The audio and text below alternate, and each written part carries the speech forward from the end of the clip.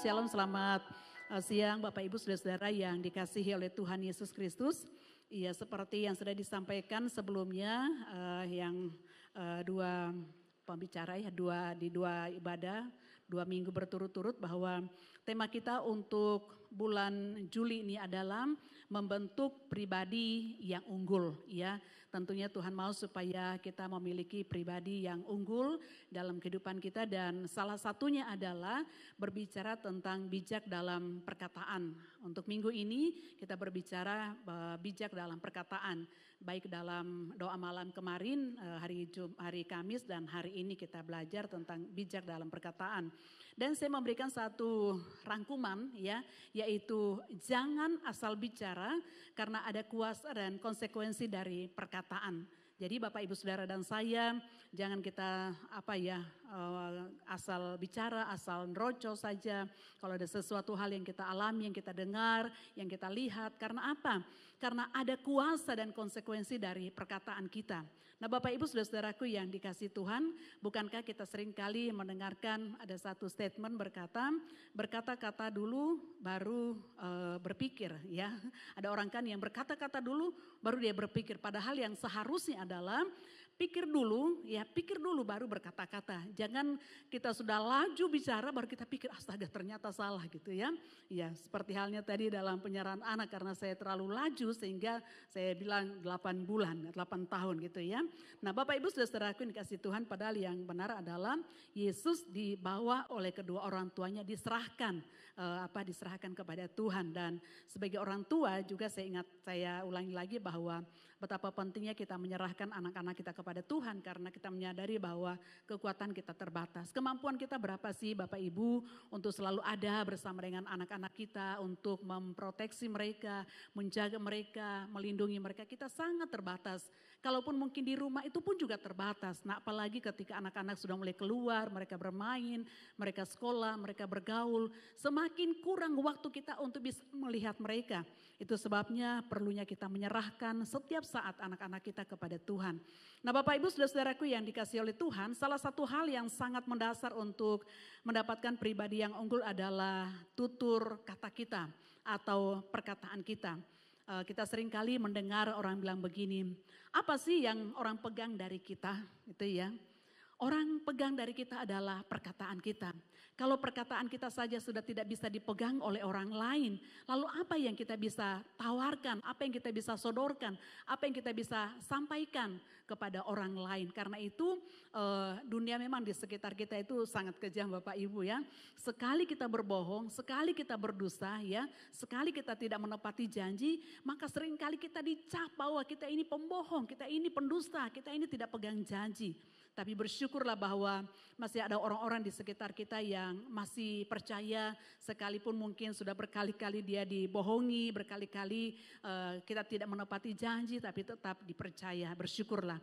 Nah Bapak Ibu Saudara-saudaraku yang dikasihi Tuhan, namun bukan berarti bahwa kemudian ini menjadi peluang bagi kita yang suka ingkar janji atau suka berbohong ya saudara, karena sekali kita berbohong maka orang tidak akan percaya dengan perkataan kita. Firman Tuhan menegaskan bahwa perkataan memiliki kuasa yang besar, mampu membawa kehidupan atau kematian, membangun atau menghancurkan. Ya, sekali lagi perkataan kita, kata firman Tuhan, itu mampu untuk apa? Membawa pada kehidupan tapi juga pada kematian. Mampu membawa apa? Membangun atau menghancurkan hidup kita. Amsal 18 ayatnya yang ke-21 berkata demikian. Hidup dan mati dikuasai lidah, siapa suka menggemakannya akan memakan buahnya.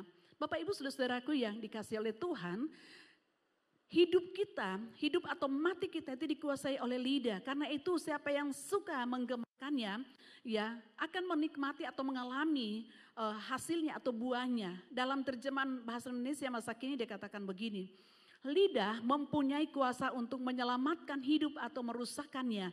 Orang menanggung ucapannya. Bapak Ibu Saudara-saudaraku yang saya kasih dalam Tuhan, dalam bagian firman Tuhan yang lain juga dalam kitab Yakobus berkata bahwa lidah kita ini adalah salah satu anggota tubuh yang kecil dari semua, dari anggota tubuh kita yang lain. Tapi mampu atau bisa untuk apa? Menghancurkan kehidupan kita. Itu sebabnya betapa pentingnya kita mempergunakan lidah kita ya. Kita ya, jadi saya tidak bilang saudara tapi kita termasuk saya. Kita semakin terus minta supaya Tuhan menolong kita, Tuhan yang akan memampukan kita sehingga melalui perkataan kita pun kita boleh menjadi berkat. Bapak Ibu mungkin pernah dengar atau menonton di televisi atau lihat di medsos, ya ada orang yang mungkin apakah dia iseng atau gimana gitu ya, waktu akan naik pesawat, kemudian sudah dalam pesawat, kemudian dia berkata ada bom gitu ya, kan akhirnya merusak orang sudah mau berangkat, penumpang sudah berangkat, akhirnya langsung semua dievakuasi, semua disingkirkan, diperiksa terlebih dahulu. Saudara-saudara, sepertinya mungkin orang itu hanya iseng atau bagaimana atau bercanda, tapi dampaknya itu kan apa? Bukan cuma untuk dirinya, tapi juga orang lain bisa panik, orang lain bisa ketakutan. Saudara bisa bayangkan kalau tiba-tiba ada di antara kita yang dalam kerumunan atau dalam satu acara, satu kegiatan lalu bicara seperti itu, saya kira bahwa pasti akan bubar gitu ya, pasti akan kacau. Nah Bapak Ibu saudaraku yang dikasih Tuhan, ayat tadi dalam Amsal 18 ayat 21 dalam terjemahan firman Allah yang hidup dikatakan begini, orang yang banyak bicara harus menanggung akibatnya. Ada orang yang mati karena salah bicara. Betul saudara iya? Karena salah ngomong, salah bicara. Seharusnya dia katakan A tapi dia bilang B saudara iya. Itu bisa membuat dia bisa membuat orang itu jadi atau mengalami sesuatu hal yang fatal dalam hidupnya. Saudara apalagi kalau kita menjadi saksi gitu ya. Menjadi saksi dalam satu persidangan, ada satu kasus atau mungkin kita dipanggil oleh satu keluarga atau ya dalam keseharian kita. Kalau kita menjadi saksi, kalau kita salah untuk menjawab, salah berucap, salah untuk menyampaikan sesuatu, saya kira bahwa Bapak Ibu yang biasa di medsos ya dengan informasi-informasi hari-hari ini, saya tidak perlu menyebut kasus apa atau masalah apa, mungkin Bapak Ibu saudara paham gitu ya. Karena ucapan itu sehingga akhirnya mengguncang gitu ya, membuat heboh ya. Karena itu hati-hati sekali dengan perkataan kita. Nah Bapak Ibu saudaraku yang dikasihi oleh Tuhan Yesus Kristus. Memang hari-hari ini ada orang yang suka memfitnah gitu ya. Suka menyampaikan hal-hal yang tidak benar. Akibatnya orang lain yang tidak tahu apa-apa menerima dampak dari fitnaan tersebut. Tapi saya mau bilang begini bahwa cepat atau lambat orang-orang yang seperti ini pasti akan kena batunya ya. Kalau dia terbiasa suka fitnah, suka mengatakan sesuatu padahal tidak benar tentang orang lain, satu saat dia pasti akan mengalami atau kena batunya. Amsal 21 ayat 23 berkata begini, untuk menghindari kesukaran hendaklah berhati-hati dengan ucapan ya. Kalau Bapak Ibu Saudara dan saya mau menghindari berbagi kesukaran dalam hidup kita, maka kita harus berhati-hati dengan ucapan kita. Kalau salah berucap itu akan berdampak fatal. Contoh sederhana saja ya. Ketika kita mengendarai kendaraan, gitu ya. Kita mengendarai kendaraan, entah itu roda 2 atau roda 4. Kalau kita salah bicara itu akan berdampak. Walaupun kita hanya di sebelah seperti tadi yang kita nonton gitu ya. Kalau ngomong, ngoceh terus akhirnya yang bawa kendaraan bisa hilang kontrol gitu ya. Dan bisa berbahaya, bisa membahayakan. Atau mungkin waktu kita naik motor kemudian ada orang kebetulan dia lihat kita. Lalu kita bilang apa lihat dia saya, ada utang gitu ya. Hanya mungkin satu kebiasaan tapi tanpa kita sadari itu akan berdampak fatal dalam hidup kita. Bapak Ibu saudaraku yang saya kasihi dalam Tuhan Yesus Kristus, Amsal 10 ayatnya yang ke-19 berkata demikian. Saya baca dalam terjemahan bahasa Indonesia masa kini ya. Makin banyak bicara, makin banyak kemungkinan berdosa. Orang yang dapat mengendalikan lidahnya adalah bijaksana. Bapak Ibu saudara-saudara, semakin banyak kita bicara, kita sadari kita akui atau tidak gitu ya. Karena mungkin kita punya kesukaan suka bicara gitu ya. Iya, seperti yang dikatakan itu kan wanita itu kurang lebih 20-25 ribu kata-kata dalam sehari. Maka untuk memenuhi kuota gitu ya, maka ngoceh terus. Tanpa kita sadari kita banyak mengeluarkan kata-kata yang sia-sia. Bukan cuma kata-kata yang sia-sia, kadang-kadang juga kata-kata yang sampai bisa tidak menjadi berkat buat orang lain. Tapi firman Tuhan berkata bahwa orang yang dapat mengendalikan lidahnya adalah bijaksana. Jangan kita bangga kalau kita semakin banyak bicara, kita semakin dikenal oleh orang. Jangan salah saudara ya, karena dalam banyak bicara kita bisa mengucapkan kata-kata yang salah.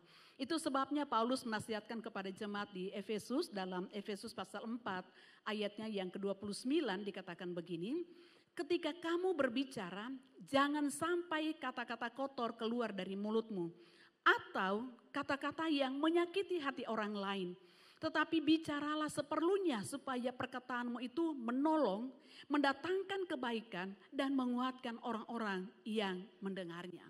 Berapa banyak kata-kata kita yang justru menyakitkan perasaan orang lain gitu ya. Menyakitkan pendengaran orang lain. Tapi Paulus berkata kepada jemaat yang ada di Efesus, dikatakan bahwa hendaknya perkataan kita itu bisa menolong orang lain, menguatkan orang lain, menghibur orang lain, ya, mendatangkan kebaikan. Mungkin orang yang tadinya sudah putus pengharapan karena berbagai persoalan, masalah, sakit penyakit, ya. Ini anak-anak kita yang mau masuk ke jenjang pendidikan yang lebih tinggi, mereka butuh dana gitu ya. Dan banyak hal yang kompleks dalam hidup seseorang. Dan kalau kita melalui perkataan kita bisa menguatkan dia, bisa memotivasi dia, bisa mendorong dia supaya apa? Supaya berpengharapan hanya kepada Tuhan, ya. Ya, tentu di waktu-waktu yang lalu mungkin ada banyak hal yang membuat kita jadi down, jadi kecewa, tapi dengan perkataan-perkataan firman Tuhan menguatkan kita. Nah, Bapak Ibu saudara-saudaraku yang dikasihi oleh Tuhan, di dalam banyak bicara ya, dalam berbagai keadaan, termasuk juga kami para pengkhotbah gitu ya. Karena kan waktu kami khotbah itu sekitar 30 sampai 30 menit. Tentunya juga tanpa kita sadari, apalagi kita suka yang terlena dengan kata-kata, kalimat-kalimat yang tanpa kita sadari kita bisa menyimpang dari firman Tuhan. Karena itu kita minta supaya Roh Kudus yang senantiasa menolong kita dalam perkataan kita, dalam kata-kata kita, sehingga kata-kata kita tetap terkontrol, baik dalam pergaulan, dalam kita berkomunikasi dengan keluarga, suami, istri, orang tua, anak, ya, pimpinan dan karyawan, sesama jemaat, sesama masyarakat, supaya hidup kita atau perkataan kita boleh menjadi berkat. Amsal pasalnya yang ke-13 ayatnya yang ketiga, dalam bahasa Indonesia Masakin katakan, orang yang hati-hati dalam tutur katanya akan aman hidupnya. Orang yang bicara sembarangan akan ditimpa kemalangan. Berapa banyak di antara kita yang mengalami kemalangan karena kata-kata kita yang tidak terkontrol ya.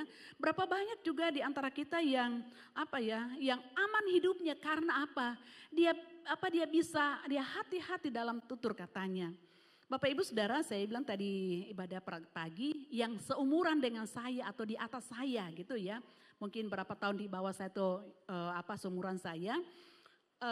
Di zaman pemerintahan Presiden Soeharto ada Menteri Sekretaris Negara, dia 2 periode ya, tahun 1988 sampai 1998, Kabinet Pembangunan, namanya Letnan Jenderal Murdiono. Beliau sudah almarhum ya. Bapak Ibu, Bapak Murdiono ini sebagai seorang sekretaris negara Bapak Ibu, dia begitu hati-hati untuk bicara ya. Bagi Bapak Ibu yang seumuran saya itu, yang di atas saya atau di bawah saya sedikit, itu pasti tahu. Kalau diwawancara oleh wartawan, dia sangat hati-hati untuk bicara gitu ya. Untuk menyampaikan sesuatu, menyampaikan pernyataan gitu, dia begitu hati-hati. Bapak Ibu saudara-saudaraku yang dikasihi Tuhan, beda lagi kalau Bapak Ibu pasti tahu ada menteri dulu ya, Menteri Penerangan Pak Harmoko, lagi beda lagi gitu stylenya untuk menyampaikan sesuatu. Nah Bapak Ibu saudara-saudaraku yang dikasihi Tuhan, sekali lagi kita diingatkan bahwa betapa pentingnya kita berhati-hati untuk menyampaikan sesuatu, apalagi pernyataan-pernyataan seperti menteri-menteri ini gitu ya. Seperti Bapak Murdiono, dia begitu hati-hati untuk menyampaikan pernyataan kepada publik. Bapak Ibu, mari kita buka dalam Amsal 25 ayatnya yang ke-11, dikatakan begini. Saya baca ya. kalimatnya tidak dalam terjemahan baru dikatakan begini. Perkataan yang diucapkan tepat pada waktunya adalah seperti buah apel emas di pinggan perak. Kalau dalam terjemahan LAI yang lama dikatakan begini, bagaikan apel emas di pinggan perak, demikianlah perkataan yang diucapkan pada waktu yang tepat. Nah Bapak Ibu Saudara-saudaraku dikasih Tuhan, ayat ini membandingkan perkataan yang tepat waktu dengan keindahan buah apel emas yang disajikan dalam wadah perak yang indah. Karena itu Matthew Henry berkata begini, sepatah kata, nasihat atau teguran yang diucapkan dengan tepat sangatlah indah seperti buah yang baik menjadi lebih indah dalam keranjang perak. Bapak Ibu Saudara-saudara, walaupun mungkin kata-kata kita itu tidak sepanjang dengan orang lain ya kalau bicara. Mungkin karena bahasa kita atau mungkin karena kita orang yang bawaannya tidak suka banyak bicara. Tapi kata-kata kita yang diucapkan tepat pada waktunya itu sesuatu hal yang sangat indah ya. Ini menggambarkan betapa berharganya perkataan yang diucapkan pada waktu yang tepat. Diumpamakan kata-kata tersebut seperti buah apel emas yang diletakkan di atas pinggan perak yang merupakan perhiasan mewah dan indah pada zaman itu. Jadi ada ada keserasian antara buah apel emas dan juga pinggan perak yang merupakan perhiasan yang mewah pada waktu itu. Perbandingan ini menekankan bahwa kata-kata yang tepat diucapkan pada waktu yang tepat memiliki dampak yang sangat positif dan menyenangkan bagi pendengarnya. Kata-kata yang tepat diucapkan pada waktu yang tepat, maka itu sangat-sangat menyenangkan hati bagi para pendengarnya. Bapak Ibu Saudara-saudaraku yang dikasihi oleh Tuhan, perkataan yang diucapkan tepat pada waktunya dan disampaikan dengan baik itu dikatakan tadi dalam bacaan kita bagaikan buah apel emas di pinggan perak. Indah, berharga, bernilai, berkualitas, dan disusun dengan seksama, serasi dan elok sehingga orang yang melihatnya atau ya kan ini kan buah apel di pinggan perak ya, tapi orang yang mendengarkan perkataan kita itu akan dibangun rohnya ya, mereka akan dikuatkan. Bapak Ibu Saudara-saudaraku yang dikasihi oleh Tuhan, kualitas perkataan kita itu bukan karena kita pandai menyusun kata-kata kita atau kalimat kita ya.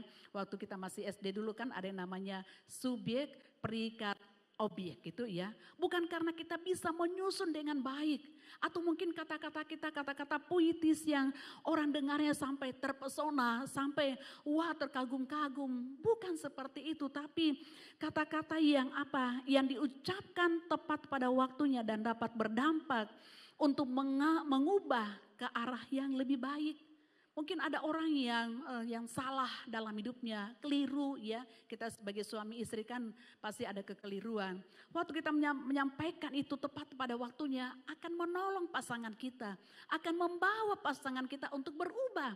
Tapi kalau kita menyampaikan bukan pada waktunya, mungkin suami kita sementara marah, kemudian kita juga nerocos gitu, gini, kita menyampaikan pendapat kita harus gini-gini.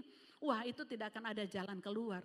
Tapi waktu kita menyampaikan tepat pada waktunya, maka saya percaya bahwa itu akan berdampak, akan mengubah ke arah yang lebih baik ya. Dan orang yang menerimanya juga bisa mengalami kedamaian dan ketenangan. Berapa banyak di antara kita ya, termasuk juga saya. Waktu kita menerima teguran dan nasihat itu di waktu dan di tempat yang tepat. Kita lewat Tuhan terima kasih. Tapi coba kalau Bapak Ibu Saudara ditegur, dimarah di tempat yang tidak tepat, di waktu yang tidak tepat. Wah mungkin kita langsung ya sudah kalau gitu bubar, selesai gitu ya. Saudara-saudaraku yang dikasih Tuhan, memang firman Tuhan ini bukan cuma disampaikan bagi Bapak Ibu Saudara, tapi kita semua, kita membutuhkan firman Tuhan yang selalu mengarahkan kita, membawa kita untuk semakin hari semakin mengerti apa yang menjadi kehendak Tuhan, sehingga melalui perkataan kita menjadi berkat. Melalui perkataan kita dimanapun kita berada, kita menjadi berkat. Bapak Ibu Saudara-saudaraku yang dikasihi oleh Tuhan Yesus Kristus, karena kita tidak bisa pungkiri bahwa Berapa banyak orang yang terluka karena perkataan kita. Berapa banyak suami terluka karena perkataan istri. Berapa banyak hati istri terluka karena perkataan suami. Berapa banyak hati anak-anak terluka karena perkataan orang tua yang tidak tepat. Berapa banyak hati orang tua terluka karena kata-kata anak-anak yang tidak tepat. Atau pimpinan pada bawahan atau bawahan kepada pimpinan. Atau jemaat sesama jemaat ya, sesama pelayan dan seterusnya dan seterusnya. Itu sebabnya kita selalu diingatkan melalui firman Tuhan. Hari ini kita coba belajar dari seorang wanita yang bernama Abigail. Kita buka dalam 1 Samuel pasalnya yang ke-25. 1 Samuel pasalnya yang ke-25, saya baca saja ayatnya yang ke-17 ya. Saya ceritakan dulu apa yang terjadi dengan Abigail. Alkitab berkata dalam 1 Samuel pasal 25 ini, kalau saudara nanti baca ayat-ayat sebelumnya, dikatakan di sana bahwa suatu hari Nabal, suami dari Abigail ini, dia mengadakan pesta seperti gitu ya, karena ada pengguntingan bulu domba. Nah biasalah di orang-orang di tanah Israel seperti gitu saudara ya. Jadi dia kemudian dia pesta gitu. Lalu ketika didengar oleh Daud, waktu itu Daud dalam pelarian gitu ya. Waktu didengar oleh Daud karena dia bersama dengan orang-orangnya dalam pelarian. Kemudian dikatakan oleh firman Tuhan bahwa Daud menyuruh orang-orangnya untuk bertemu dengan Nabal. Kemudian mereka menyampaikan bahwa Daud ini dan juga orang-orangnya selama ini sudah membantu orang-orangmu ya, para penjaga ternakmu sehingga ternak-ternakmu semua aman, tidak ada yang hilang, tidak ada yang dimangsa oleh binatang buas ya. Nah sekarang pantaslah gitu ya, apalagi mereka dalam pelarian, kalau mereka kayak dalam tanda petik tuh minta imbalan. Engkau kan sementara buat kayak pesta seperti gitu. Kemudian apa yang dilakukan oleh Nabal?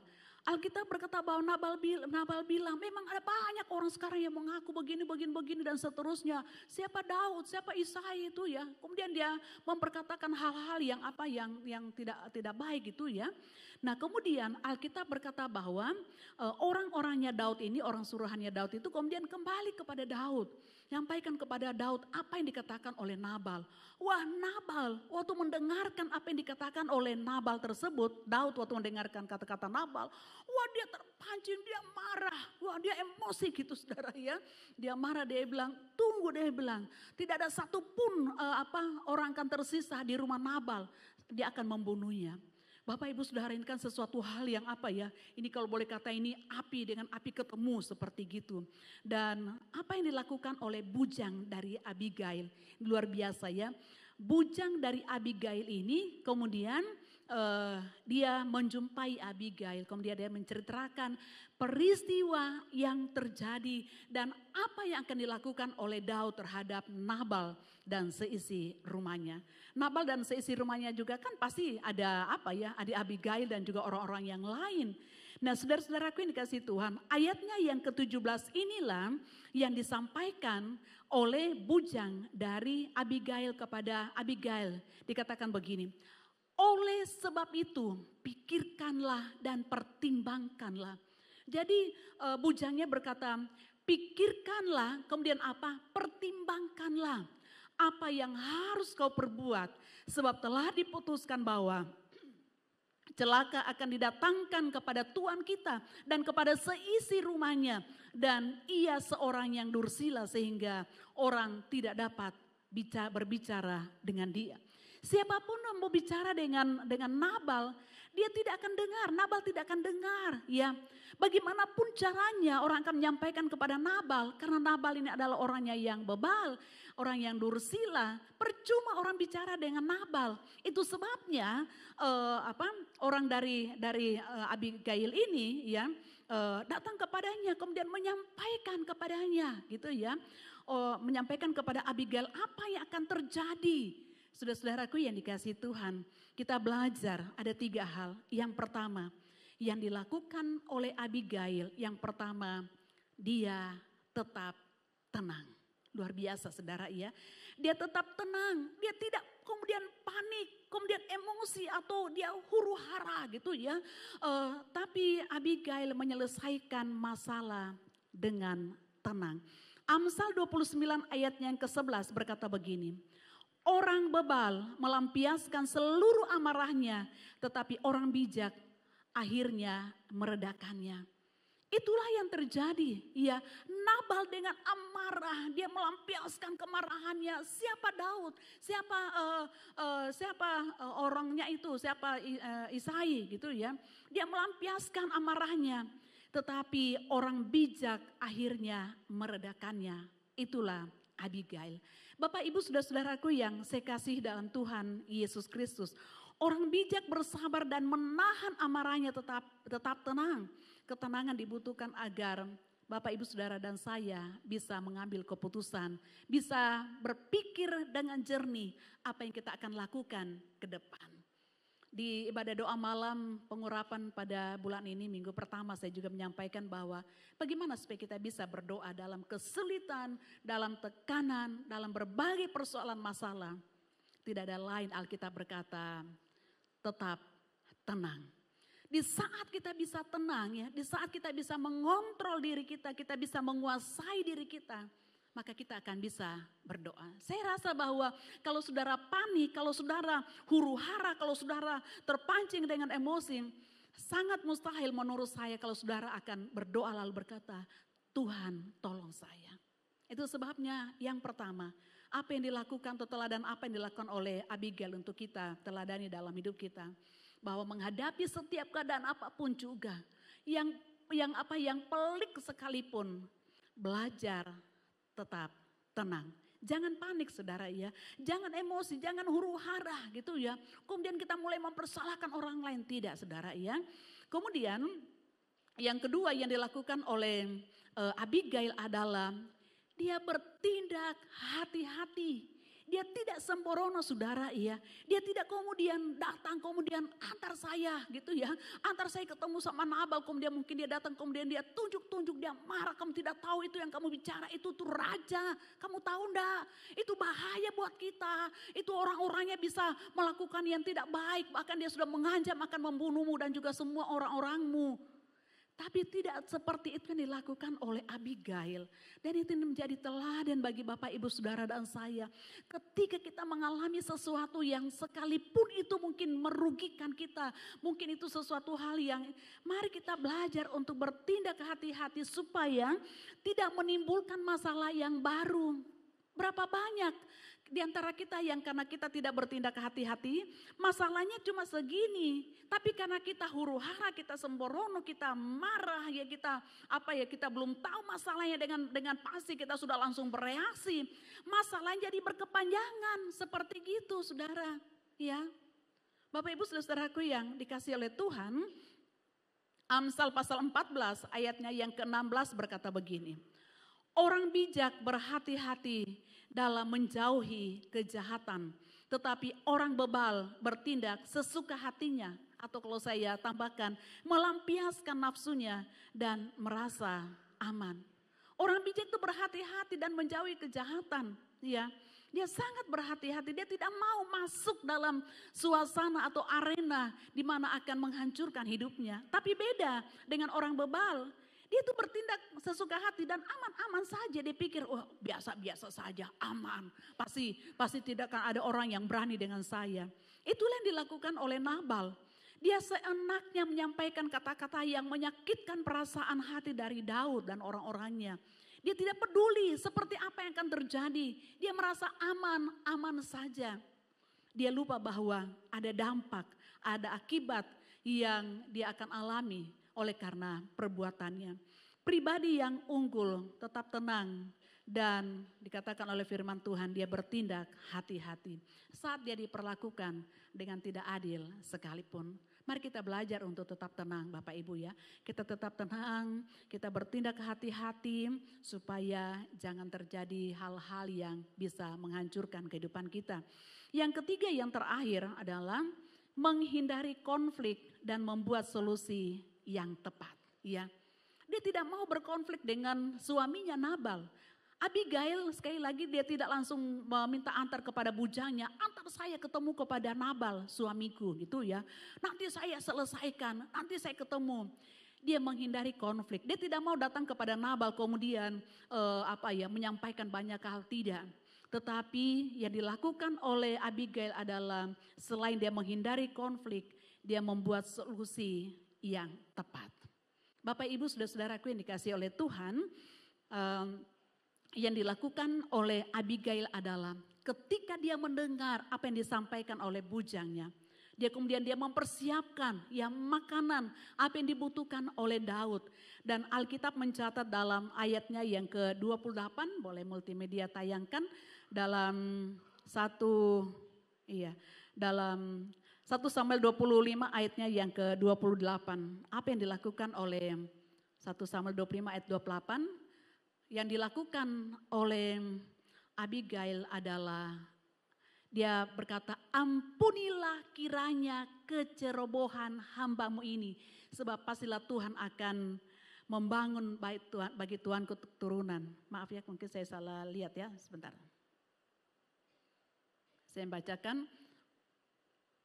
Oh sorry, bukan 28, 24, maaf. Ayat yang ke-24 dikatakan begini. Ia sujud pada kaki Daud serta berkata, aku sajalah ya Tuanku yang menanggung kesalahan ini. Bayangkan, bukan dia yang melakukan, suaminya yang melakukan. Tapi Abigail berkata, dia waktu dia menjumpai, dia bertemu dengan Daud, yang dilakukan, dia sujud pada kaki Daud dan berkata, aku sajalah ya Tuanku ya yang menanggung kesalahan ini.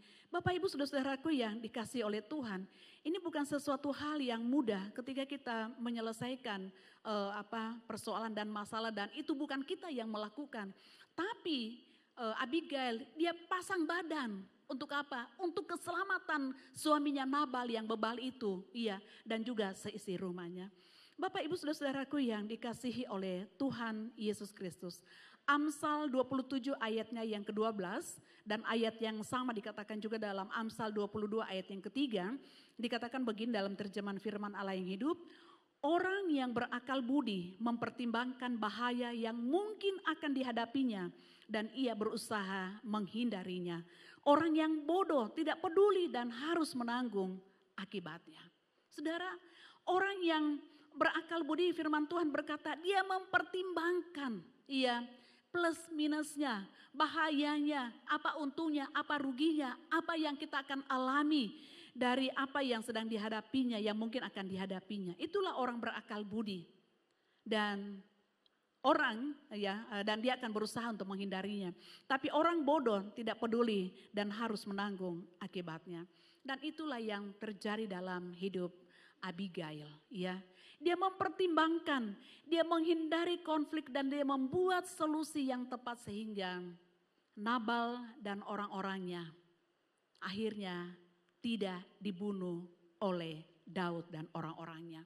Daud juga dihindarkan melalui Abigail ini untuk membunuh Nabal dan orang-orangnya. Bapak Ibu saudara-saudaraku yang saya kasihi dalam Tuhan Yesus Kristus. Pembunuhan besar-besaran yang sedianya akan terjadi dalam keluarga Nabal karena perkataannya. Digagalkan dengan perkataan Abigail yang penuh dengan hikmat. Bapak Ibu, mungkin kita tidak menghadapi kasus yang sama seperti yang dialami oleh Nabal dan juga Abigail. Tapi sadarilah bahwa dalam setiap kesempatan, dalam setiap keadaan, dimanapun kita berada. Dalam situasi yang mungkin kita sementara happy-happy gitu, kemudian tiba-tiba terjadi sesuatu yang kita tidak sangka gitu ya. Yang beberapa hari yang lalu terjadi kalau tidak salah di Garut gitu ya, yang harusnya itu adalah pesta pernikahan ya. Ada hal-hal yang di luar dugaan kita saudara yang bisa saja terjadi dengan tiba-tiba. Tapi hari ini kita diingatkan oleh firman Tuhan bahwa yang pertama tetap tenang untuk menghadapinya. Supaya akal sehat kita itu tetap bekerja untuk memutuskan langkah apa yang kita akan lakukan ke depan. Kemudian dalam menangani keadaan seperti itu bertindak hati-hati. Jangan kemudian kita langsung marah, kita langsung emosi gitu ya. Langsung berkata, nanti saya yang hadapi, nanti saya yang ini. Mari kita bertindak hati-hati. Dan yang ketiga, hindari konflik dan buatlah solusi yang tepat. Sehingga dengan demikian melalui perkataan kita juga boleh menjadi berkat dimanapun kita berada. Kita semua belajar saya dan kita semua. Kita membutuhkan Roh Kudus yang menolong kita. Kita membutuhkan Roh Kudus yang memberikan kita hikmat, kemampuan sehingga dalam perkataan kita, melalui perkataan kita, kita menjadi pribadi yang unggul. Karena apa?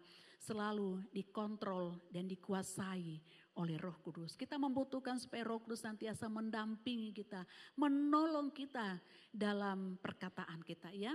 Kalau baca dalam Roma dikatakan di sana kan Roh Kudus yang menolong kita menaikkan doa-doa kita. Dan kita juga berdoa supaya Roh Kudus yang mendampingi kita dalam setiap perkataan kita sehingga melalui kata-kata kita menjadi berkat. Seseorang yang mampu berbicara dengan bijaksana dan penuh pertimbangan menunjukkan kualitas kepribadian yang terpuji dan dihormati. Bijaksana dalam berbicara berarti mampu memilih kata-kata yang tepat di waktu yang tepat, menyampaikan pesan dengan jelas dan efektif, serta menghindari ucapan yang bisa menyakiti atau merugikan orang lain. Tutup Alkitab Bapak Ibu.